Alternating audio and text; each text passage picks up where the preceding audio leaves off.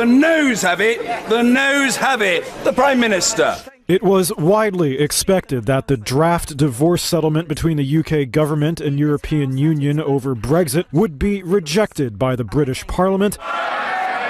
And that's what happened on a grand scale. And Prime Minister Theresa May met it with a bold move, inviting her opposition to call a no-confidence vote on her own government. In other words, she's dared them to try and get her fired. The government has heard what the House has said tonight, but I ask members on all sides of the House to listen to the British people who want this issue settled and to work with the government to do just that.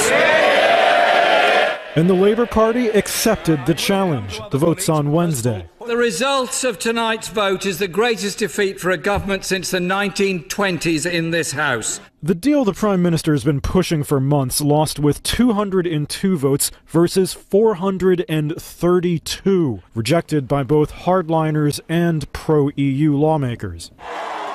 It means the political and economic turmoil for Britain isn't going away. A crisis that May has repeatedly warned could eventually threaten the UK itself, emboldening secessionist movements in Northern Ireland and Scotland. This was the scene outside as the main debate and vote got underway. That is the test history has set for us today. If she survives the confidence vote, May will have until Monday to tell lawmakers what she plans to do next.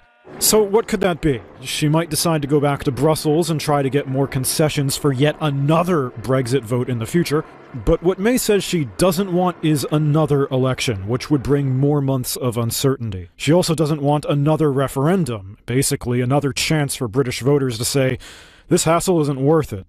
Polls suggest a majority of Britons would now vote against Brexit, unlike the original vote in 2016. If the polls are wrong, it could bring the government right back to where it is now.